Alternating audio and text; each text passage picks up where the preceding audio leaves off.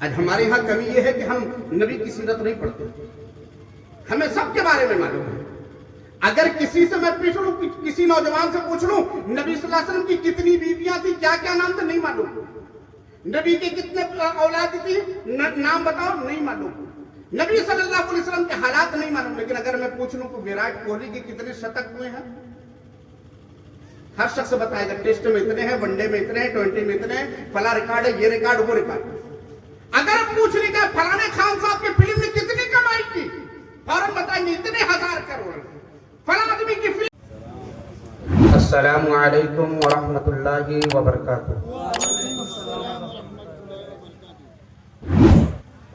الحمدللہ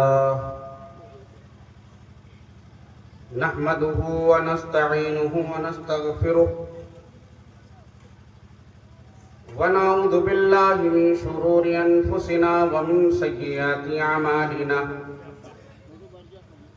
من يهده الله فلا مضل له ومن يضلل فلا هادي له. أشهد أن لا إله إلا الله وحده لا شريك له وأشهد أن محمدا عبده ورسوله أرسله بالحق بشيرا ونذيرا. أما بعد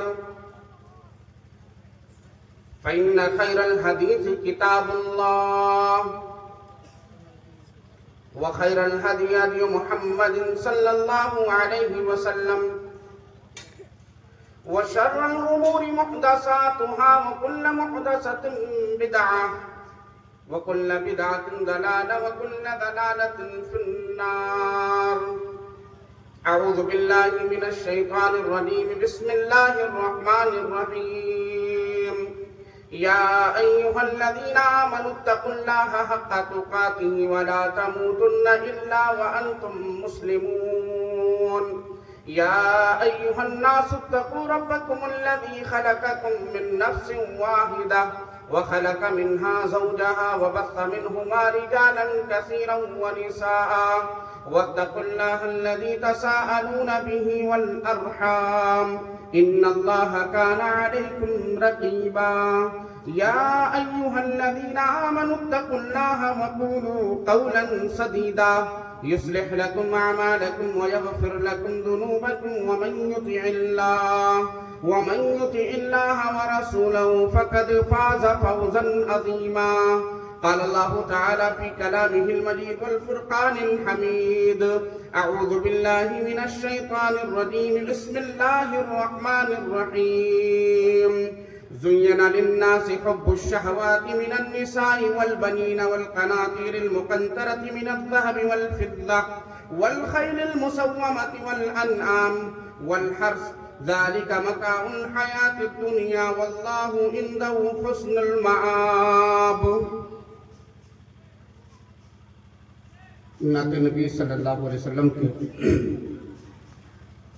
چند مصرے آپ کے خدمت میں پیش کر رہا ہوں, سماعت فرمائیں. حجوروں کے چھپر کے حجرے کا باسی, چٹائی پہ راتیں بسر کرنے والا. حجوروں کے چھپر کے حجرے کا باسی, چٹائی پہ راتیں بسر کرنے والا. وہ ایک رحمت دو جہاں اور پھر بھی سدا نان جو پہ گزر کرنے والا. حجوروں کے چھپر کے حجرے کا باسی, چٹائی پہ راتیں بسر کرنے والا. ضلالت زدہ نوع انسان کے غم میں مصلح کو اشکوں سے تر کرنے والا. ضلالت زدہ نوع انسان کے غم میں مصلح کو اشکوں سے تر کرنے والا.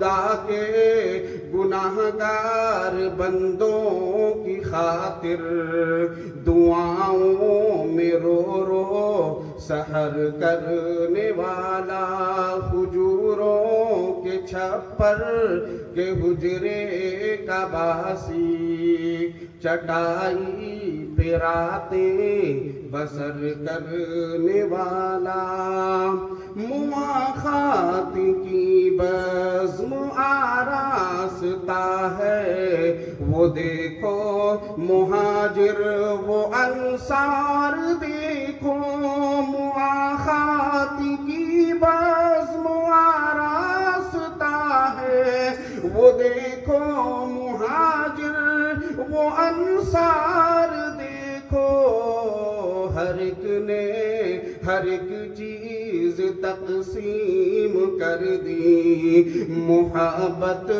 وہ دیکھو وہ ایثار دیکھو، کھجوروں کے چھپر کے حجرے کا باسی، چٹائی پہ راتیں بسر کرنے والا، رہا کارزار حنین و احد میں کھڑا استقامت کی دیوار بن کر، رہا کارزار حنین و احد میں کھڑا استقامت کی دیوار بن کر، پڑا حق پہ جب بھی کٹھن وقت کوئی وہ نکلا عساکر کا سالار بن کر، کھجوروں کے چھپر کے حجرے کا باسی، چٹائی پہ راتیں بسر کرنے والا، زمانے کی محفل کو جس نے سنوارا اسے حق نے محبوب کہہ کر پکارا، زمانے کی محفل کو جس نے سنوارا اسے حق نے محبوب کہہ کر پکارا، ہزاروں سلام اس مقدس نبی پر، تھا ٹوٹے دلوں کا مہرباں سہارا، کھجوروں کے چھپر کے حجرے کا باسی، چٹائی پہ راتیں بسر کرنے والا۔ اسٹیج پر تشریف فرما علماء کرام، معزز سامعین، پردہ نشین ماؤں اور بہنوں، آپ کی اس دیار میں میری پہلی حاضری ہے اور اس پہلی حاضری میں اللہ کا شکر ہے اور احسان ہے کہ آپ یہاں کے مانے جانے خطیب، مقرر اور عالم دین عبداللہ الکافی صاحب سے میری ملاقات ہوئی، جن کو میں فیس بک کی دنیا سے جانتا تھا، اور آپ کے ہی علاقے کے حافظ محمد رمضان صدیقی صاحب، یہ میرے بہت پرانے ساتھی ہیں،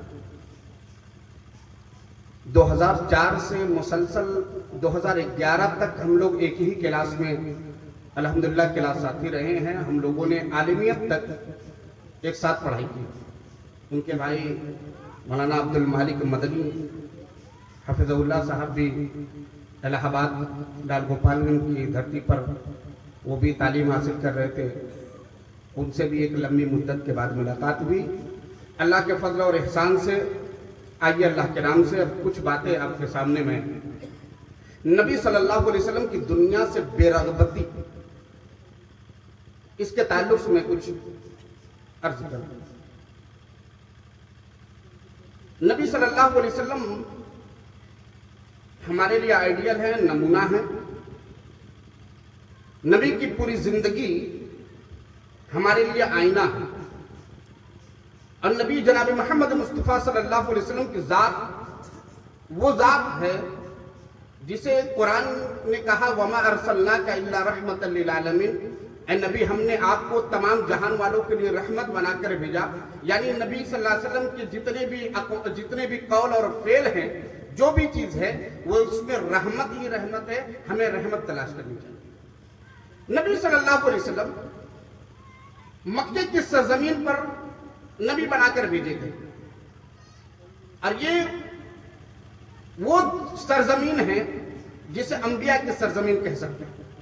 ایک بڑے خاندان میں آپ پیدا ہوئے، لیکن آپ کو دنیا میں دلچسپی نہیں ہے، دنیا کے مال و متاع سے محبت نہیں ہے، بلکہ ایک زہد و تقوی والی زندگی آپ گزارتے۔ زہد کہتے ہیں کہ کسی چیز سے بے رغبت ہو جانا، انٹرسٹ نہ اس میں، یا یوں کہیے کہ آخرت کے لیے دنیا کے تمام لذائذ و مرغوبات سے بے رغبت ہو جانا، یعنی دنیا کی چیزیں ہیں بس جتنی ضرورت اتنی استعمال کریں، اس سے زیادہ نہیں۔ بے رغبتی کی مثال کسی نے بہت اچھی دی ہے کہ اس دنیا کی حقیقت یا اس دنیا کی حیثیت ایک مومن کی نظر میں اتنی ہو جتنا اس کے گھر میں موجود ٹوائلٹ کی ہے، یعنی وہ ٹوائلٹ جس کے بغیر بڑے سے بڑے محل بیکار ہیں، جس میں رہنے کے لائق نہیں ہے، لیکن اس سے بے رغبت ہم اتنے ہیں کہ کوئی بھی انسان جا کر ٹوائلٹ کتنا بھی مہنگا کیوں نہ بنا لے، بوریا بسترا لگا کر سوتا نہیں، بلکہ جاتا ہے ضرورت کے تحت، پھر اس کے بعد واپس۔ دنیا کے اندر بھی ایسے ہی رہو کہ جتنی ضرورت ہو بس دنیا کے اندر اتنا استعمال کرو، دنیا کے اندر رہو، دنیا کو اپنے اندر مت آنے دو۔ اللہ کے نبی جناب محمد مصطفیٰ صلی اللہ علیہ وسلم نے اپنے قول اور فعل سے اسی چیز کی تعلیم، یہاں تک کہ جب اب اللہ کے نبی نے دین کا مشن اٹھایا تو مکے والوں نے مال کی لالچ دی، پوری دنیا قدموں میں رکھ دینے کی لالچ دی، آپ مکے کے سب سے امیر ہو جائیں گے، آپ کو سردار بنا دیا جائے گا، دنیا کی لالچ دیتے رہے۔ لیکن اللہ کے نبی صلی اللہ علیہ وسلم نے کیا کیا کہ ان تمام چیزوں کو ٹھوکر مار دی۔ اللہ کے نبی صلی اللہ علیہ وسلم نے ان تمام چیزوں کو ٹھوکر مار دی اور یہ کہا کہ دنیا سے بے رغبتی کی زندگی گزارو، اور اپنے صحابہ کو بھی اسی کی تلقین کی۔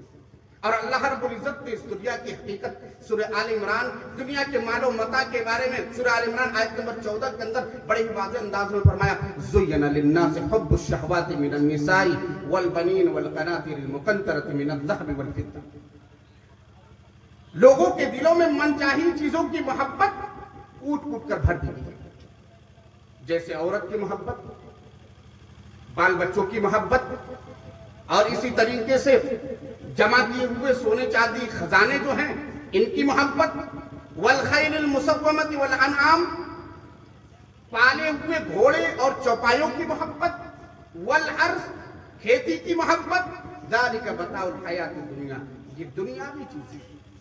آج دیکھ لیجیے، میں آپ کے ہاں 11 بجے قریب آیا اور دوپہر میں ٹہلنے نکلا تھا آپ کے ہاں، ماشاءاللہ بڑی خوبصورتی ہے اللہ نے دی ہے، کھیت لہلہا رہے ہیں، جس آدمی نے اس کھیت پر محنت کی ہے وہ جیسے ہی پھل دیکھ رہا ہے، جیسے ہی کھیتی کو لہلاتے دیکھ رہا ہے، اس کے دل کی دنیا سے پوچھو کیا عالم ہوگا۔ اللہ کہہ رہا ہے یہ کھیتی کی محبت تمہارے اندر ہے، یہ جمع کیے ہوئے خزانوں کی محبت، یہ دنیاوی چیزیں ہیں، اصل چیز اللہ کے پاس ہے۔ یہ دنیاوی چیزیں ہیں، اصل چیزیں اللہ کے پاس، یعنی دنیا کے اندر کرم کرتے جاؤ۔ ہلکا سا سیٹی مار رہا ہے، اس کو کم کیجیے، مائک آپریٹر کا ہے، اس کو ہلکا سا کم کیجیے۔ تو یہ دنیا کی چیزیں ہیں، اللہ کے ہاں جو ہے یہاں کرم کرتے جائیے، نماز پڑھتے جائیے، صدقات کرتے جائیے، زکات ادا کرتے جائیے، روزہ رکھتے جائیے، قرآن کی تلاوت کرتے جائیے، ہر ایک نیکی کرتے جائیے، دنیا کے اندر یہ کر لیجیے۔ اللہ قیامت کے دن کیا کہہ رہا ہے کہ جنت کے شکل میں بہت بڑی نعمت تیار کر کے رکھا ہوں۔ میرے بھائیوں ذرا تصور کیجیے، یہ دنیا کی حقیقت ہے۔ دوسری آیت سورہ کہف آیت نمبر 46 میں اللہ کہتا ہے المال والبنون زینۃ الحیات الدنیا، یہ مال و دولت، یہ اولاد، یہ دنیا کی زینت ہے، دنیا کی خوبصورتی ہے۔ اس میں بھلائی نہیں ہے تمہارے لیے آخرت کے لیے. تو اگر ان اولاد کو صحیح راستے پر لگا دو, اگر یہ مال صحیح راستے پر لگا دو, تب تو بھلائی ہے. لیکن اگر یہ غلط راستے پر چلے گئے, مال غلط طریقے سے خرچ کر دیا, ہم نے اپنی پوری زندگی غلط طریقے سے خرچ کر دی, تو یاد رکھیے گا یہاں پر بھی یہ وبالے جانا اور آخرت میں بھی وبالے جانا. میرے بھائیو, اب ایک سوال یہ پیدا ہوا ہے. میں نے جو آپ کے سامنے موضوع رکھا وہ ہے نبی صلی اللہ علیہ وسلم کی دنیا سے بے رغبتی. نبی صلی اللہ علیہ وسلم کی یہ زندگی جو تھی, بے رغبتی والی زندگی, یہ اختیاری تھی یا مجبوری؟ غور کیجیے, نبی صلی اللہ علیہ وسلم کی یہ زندگی جو ہے اختیاری ہے یا مجبوری؟ آپ سیرت پڑھیے.